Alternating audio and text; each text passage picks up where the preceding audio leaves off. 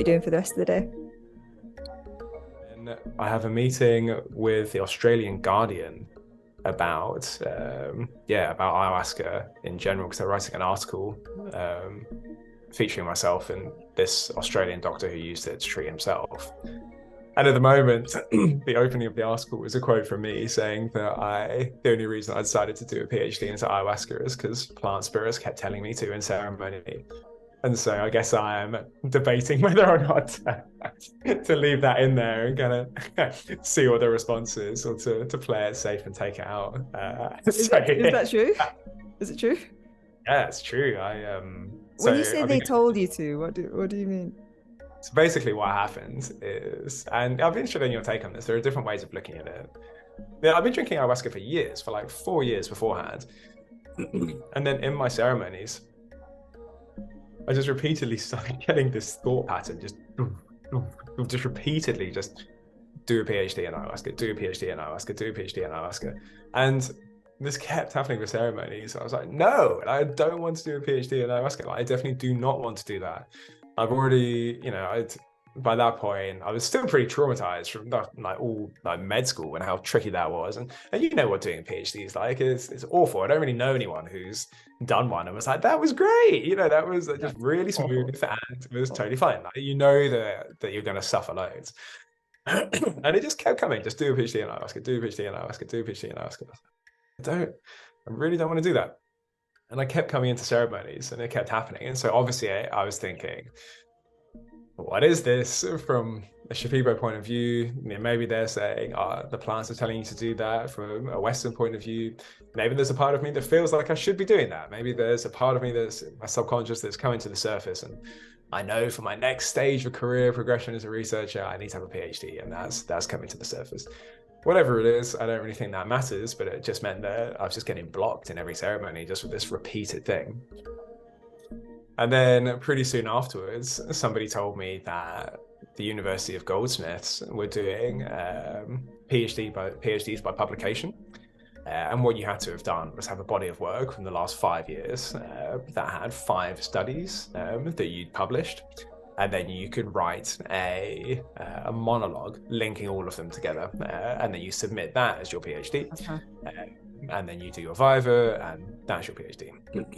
And by that point, I'd published, I think, 3 studies in those 4 years. So I was like, well, maybe that would be a way to do it. That would be less painful because I'm going to be publishing studies anyway. And then I just have to write this 30,000 page monologue linking together into a viva.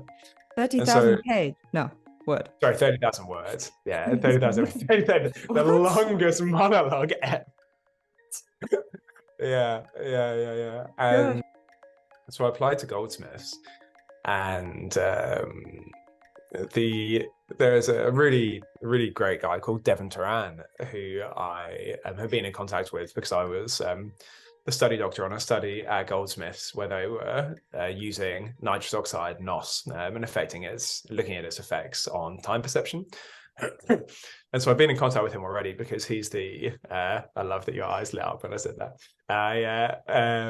He's the PI on that study, and I've been working as the study doctor on that study. And so I got in contact with him and asked if he knew about this PhD by publication, and he said he's actually the lead for that program.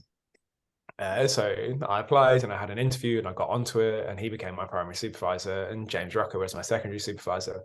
And then what I didn't realize is that the application for that PhD closed 1 week after I applied. So I got in the nick of time, and then they actually closed the whole program, I think a few days after I got accepted. And then I didn't realize this until afterwards, that I was the only person that went through that program. Like, no one else did that psychology, PhD publication. And they were only trialing it at Goldsmiths, and they didn't advertise it. And so I happened to find out about it by fluke. Ended up doing these 2 other studies and writing the monograph, and did the PhD. And so I basically I've been doing the PhD for about 7 years without realizing, because it was all of the work that I've been doing beforehand. And it was just fortunately pretty smooth sailing. So who knows? I mean, it's pretty weird. Yeah, it's pretty weird. I mean, there were many ways. Yeah, many ways you could tell that story. Maybe you just want. Yeah, that definitely seems like the kind of synchronicity that's not at all algorithmic and it's much more. It's funny. Or were you just really fixated and fascinated with ayahuasca at the time and wanted some excuse to wanted a way to justify that fascination, obsession? I think in my experience, all these things, like, they're both 100% true. Like, was I completely fixated on ayahuasca and I wanted an excuse to continuing researching ayahuasca, hoping that would become my full-time job and that I wouldn't work as a psychiatrist in psychiatric hospital anymore? Yes, that is 100% true. But also in ceremony, did I repeatedly get told, or, you know, my perception was that I was being told to do a PhD, and then this incredibly fluky, synchronistic series of events happened, and I ended up with one a few years later. Yes, I mean, that is also 100% true. Like, they're both equally true. You don't have to choose. You don't have to choose. Yeah. I was in the jungle in the Amazon and also based in Uganda, so I wasn't affiliated to a university anymore. I'd previously been in Sheffield. And so when I applied for my interviews to the Maudsley, which is the training program at King's College London, I was advised not to mention any of the ayahuasca research because it would be seen as being too left field, which was totally bizarre. So I went to the Maudsley interviews, and they're quite strict about your timeline and what you've done. And so they look through, you have to say how you spent all of your time. And I had these huge gaps where I've been doing ayahuasca research, and they're saying, oh, this is all great. Okay, so you're like working in a psychiatric hospital in Uganda, and beforehand you're at the University of Sheffield, brilliant. And what were you doing for this 6-month gap? And I'd have to say, oh, nothing. And I was actually, you know, doing research, doing research into ayahuasca, but I just didn't mention it at all.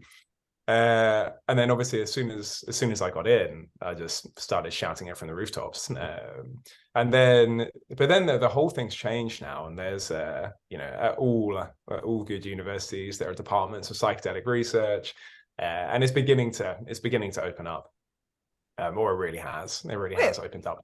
Sorry, 1 second. Did you really say nothing? You could have said, like, looking after my grandmother or something. What did I say?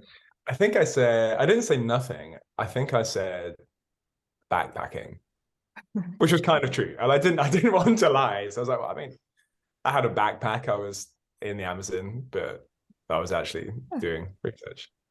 And when you got there and you started to shout it from the rooftops, what were the reactions like? Was it quite a mix, or was everyone delighted, or did you have to kind of tread a bit carefully with some people? I mean, on the whole, I think the general thing is everyone finds it interesting. Like, people are quite intrigued by it, and then you get different responses to it. So I found that there was a high proportion of consultant psychiatrists who would come and find me and disclose that they actually took LSD in their early 20s, and so I really enjoy telling me about their psychedelic experiences. Like, that was a really common thing. I found. Yeah, most people were really interested in it. A lot of people would speak to me, other psychiatrists would speak to me in private about its safety, and about, you know, they had a family member who was thinking about taking it for whatever reason, or maybe even they were. It was interesting. I think at least at the beginning, I got labeled as the drugs guy. And it's interesting too, because a lot of people would group ayahuasca in with other drugs, and so I'd be asked by different researchers or professors, you know, oh, you have an interest in ayahuasca, you know, would you like to come and work in this ketamine clinic, or would you like to do all this research into ketamine, or how about changing your direction to ketamine? Somebody once asked me, one of the senior researchers, and I tried to explain, well, ketamine's that's kind of the opposite of what I'm interested in. You know, that's an anesthetic, and psychedelics are, you know, mind enhancing. And yeah, so it's interesting, different people's perception on it. But in general, it went down. Yeah, it went down really well. I did get some stick for the observational research. When people say, "Oh, you can never you can never control for ayahuasca, and that's something that we're trying to do now. And it is true, a lot of feedback when we submit papers. People say, well, how do you know it's actually the ayahuasca? Could it be being in the Amazon rainforest? Could it be the whole host of other plants that Shipibo people use? Could it be the fact that people are just away from whatever tricky situation they're in, and are not going to work for 2 weeks on the retreat? Which is totally true.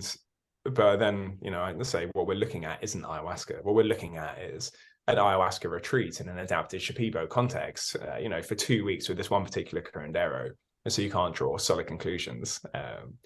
But then again, you can never really win. So now I'm doing randomized control trials with ayahuasca analogs. The criticism that I get is, you're controlling for all of the important parts. So if you're taking away the icaros, if you're taking away the curandero, if you're taking away the jungle, these are all, extra pharmacological factors that are vital to the experience. So you're just looking at chemicals, which isn't really ayahuasca.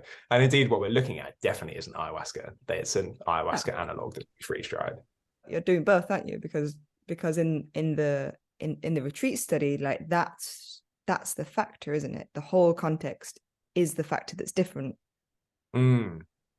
Yeah, for sure. I mean, I think that's one of the reasons, one of the many reasons that I just find ayahuasca so fascinating. It sits on this intersection between so many different disciplines. You have the music and the icaros, and the curanderos say that the real healing comes through the icaros and through the vibration and through the communication with spirit. So it's the entities, the spirits that they're communicating with and that are causing the healing. And I had a super interesting conversation with Don Rono, who's the curandero that I work with most. And he's very much part of the research team. It's really cool. We set up a board called the Shamanic Advisory Board. And every time we get funding or every time we're going to start a new study, we ask Don Rono and his indigenous brothers, and then also some neo-shamans that we work with, what would you like to research? And they tell us, and then we try and figure out a way to look at that together. And when I asked him about what he thought about the randomized control trials looking at the ayahuasca analogs, he said, oh yeah, I mean, by all means, go ahead and do it. But what you're going to have if you don't have a curandero is illusions rather than visions. There'll be no one to guide it. And so it will just be quite confusing. But, just why not? See what happens. I guess that's the difference between putting the emphasis on the chemicals versus, what the curandero does. When he says illusions, how some people can be disparaging about psychedelic experiences and call the visionary aspect hallucinations. Is he kind of using illusions with the same pejorative way that someone might dismiss all of the visuals as hallucinations? Maybe. I mean, the way that I interpret it is that you need the curandero, or from the Shiva point of view, you need the curandero to guide the experience. And it's really common. There's this saying, it comes from, I think originally it's Benny Shannon, who's an anthropologist from Israel who researches ayahuasca. And he says ayahuasca is the biggest liar. And, the amount of people that go through an ayahuasca experience and feel like they've been told something specific. And it's just definitely not true. So a funny example is I was with somebody in ceremony once, and they said, ayahuasca told me to ask this girl out. That's definitely what I have to do. Immediately, they got out of the ceremony and asked her, and she just point blank said no. And it's like, what? Okay. Like, what? Ayahuasca told me. And then there's this other example, which is a bit more serious, of this guy who was actually from Australia, and he was in Iquitos. And ayahuasca told him that he is quite bad, actually, because he had family and kids.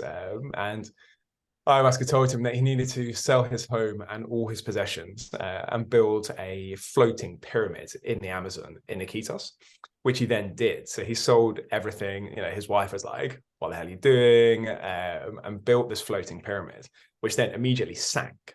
And you can just see the top of this pyramid in the Amazon. So he just went home with no possessions and his tail between his legs. And so I think the curandero is there to hold the space, to guide people through the ceremony.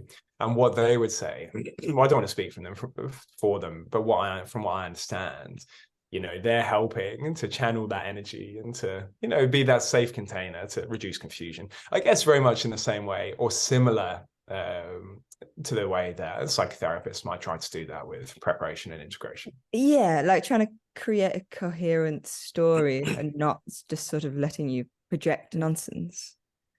How Yeah. do you imagine that other curanderos you've worked with would help someone reframe their conviction that they needed to build a pyramid before it got to the point where they did so? That's funny. I mean, in my experience, they would normally just laugh at you. So in my experience working with curanderos over the last 8 years, they quite often find everything hilarious and would just say, no, that's not right. And they, in my experience working, at least with this particular family of curanderos, they're quite point blank. They don't cotton wool things. And I've definitely been with them when I've, asked questions or said things, and they've said, no, that's not right. That's not right. Or kind of laughed and been like, yeah, silly gringo. You're not Shipibo, so you don't understand. Like, that's not right. Which is, I find it quite interesting, because I think this is one big difference that I notice between quite often the gringo perception of ayahuasca versus the Shipibo perception. The gringo perception, it can get quite waffy. People, it can get a bit annoying, and they're bringing in different parts from different cultures and get a bit confusing. But with the Shipibos, it's more like a science. They say, take this plant for that. If you diet this amount, this will begin to happen. No, you need to focus. Like, it's all about concentration. It's scientific. You need to diet more, be in the jungle for at least 5 years. That's when you get your basis, and then move on. And yeah, it's more like a specific science, which I found quite surprising. And how are you using the words science? Like, how would you distinguish Shipibo science from Shipibo cosmology? That's an interesting one. I mean, there are obviously major differences between the indigenous way of maybe what you would call science versus the Western way. Mainly with the Western way of proving things in scientific experiments or disproving things, you try and make it as objective as possible. So you try and remove all of the personal experience and try and repeat it 1,000 times, and you get the same result. And then that's your result. But with the indigenous way of doing things, it's all subjective. What was your experience? What happened when you did X, Y, and Z? And so that, yeah, I mean, that's a major difference. But again, the Shipibos will still say, you need to do this until this happens. Wait until this. Yeah, like it's still based on predictability, of course, but perhaps, maybe as you said, perhaps less fixed to a timeline. I feel like Western medicines are like, within 3 days, your symptoms should disappear, and if they don't, then go and see your. For sure. I mean, and it's also fixed with timelines in terms of training. So a med school is like 5 years. If you pass all your exams within 5 years, you are a doctor. Within like another 8 years, you will be a consultant. And with the Shipibos, it's not. You could spend 5 years in the jungle and still be crap. You have to keep developing and keep growing. And they'll just say, sorry, you're still crap. No. Yeah. Then you don't have to do this yet. You're still crap. What kind of metrics are they working with when they divine your crapness or lack of it as you improve in the jungle? Yeah, I mean, I'm not sure. I mean, definitely the amount of diets that you've done is really important. Your ability to heal people. I mean, in my experience, it's mostly done by reputation. So somebody will get a reputation, and then that's almost the qualification, and word of that person spreads. But it's a double-edged sword. The jungle can be. It's almost like the Wild West. It's a pretty rough place, and if you get a good reputation, I mean, that's a good thing, because you're going to get people coming to you, but it also means that people are going to get jealous, and they might, try and take you down in one way or another. How much have you encountered of that kind of I have a stammer with Spanish. Brujeria. Yeah, it's definitely present. It's definitely a thing in the jungle.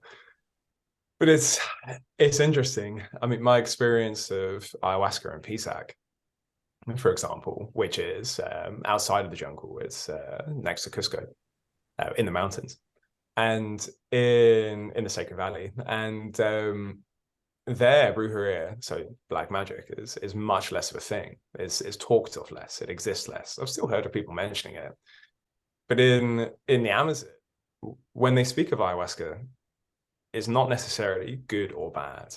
And I don't think that dichotomy is necessarily helpful, but it's almost a vessel that takes you into the spirit world. And certainly historically, ayahuasca was used for many things, definitely for healing and for, kind of love and light and that kind of stuff, for diagnosis. But at the same time, it was equally used for warfare, for hunting and all that kind of stuff. And the more the Westerners seem to be engaging in the ayahuasca experience, they don't want witchcraft, they don't want brujeria. And so a lot of the curanderos are moving away from that, which on the outside, on the surface, you might say, oh, that's good. We don't want people doing witchcraft. That's good. But it's changing. It's changing the way that the tradition is practiced and the way that people train. But that being said, it is something that's still, it's present in the Amazon.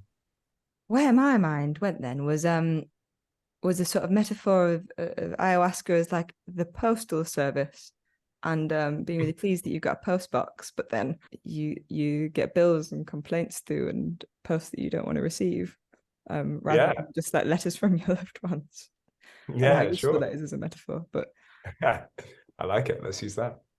How do you understand that aspect of it? Like how do you make sense of that in your, I'm not sure what paradigm you sort of use on a day-to-day basis? Yeah, that's an interesting one. I mean, with all of this stuff, with plant dietas, with plant spirits, with brujeria, I try to view it all through a Western psychiatric lens, and try to explain it in the same way that many people explain it now. So, I mean, David Dupuy writes a lot about this, about psychedelics being heavily influenced by context, which is definitely true. And psychedelics being non-specific amplifiers, and then Robin speaks about this. The mind is looking for things that it's used to, so you see faces, for example. All of which is definitely true, but I find that only takes you to a certain point, and then when you're dealing with entities and brujeria, whether or not it's true, and I don't think that's a particularly useful way of thinking about it. I think it can just be very confusing. I find that it gets to a point where you have to, at least for me personally, to avoid, going a little bit insane, I had to switch paradigms and switch to the Shipibo paradigm just to explain it and to understand it. And so I find myself switching between the two. And so when I'm in London and, I don't know, dealing with psychiatrists, I switch back to the medical paradigm, the Western medical paradigm. But in the Amazon rainforest, I just find it's almost impossible to think of things in the Western medical paradigm there. So I find myself switching to the Shipibo paradigm. So it's almost like wearing two different hats, depending on the situation you're in. And so when I was in the Amazon and trying to explain everything through a Western scientific lens, and speaking to the curanderos and basically saying, do you think that this could be, your mind looking for, kind of manifesting like the contents of your subconscious and all of these complex explanations? They would just laugh at me and be like, like, yeah, maybe, Simon, maybe it's this incredibly complex process that you're trying to, fit this experience into, or maybe you're missing what's right in front of you. But then when I returned to King's College London and, quite sheepishly said to some of my colleagues, do you think that maybe there could be something else going on, that there are actually spirits or entities that are interacting with us? Then it was exactly the same kind of interaction, that people were like, no, you just took too many drugs in the jungle and now you've gone insane. And so it was this not really fitting into either category. So yeah, now I try to be more flexible with those belief systems. Like one of the things that we talk about a lot, that we're really interested in, is how actually like the language you're speaking biases you towards a certain paradigm of cosmology or philosophy. And the fact that we just don't really have a language for that. I'm not sure if you're speaking in English or Spanish to them, or if you've learned Shipibo or... Yeah, I do know some Shipibo, but so much of it gets lost in translation. This is a huge thing. And even when you do speak Spanish, the curanderos describe things, and sometimes in the jungle as well, it's not usual Spanish. They'll use words differently. And so I tend to, I mean, my Spanish definitely could be better. But I tend to try and communicate, at least with facilitators there who have been there for a decade or something, so they can try and help the meaning come across. Because that's a huge thing as well, in my experience. Not so much with participants, but definitely with gringos training in Shipibo.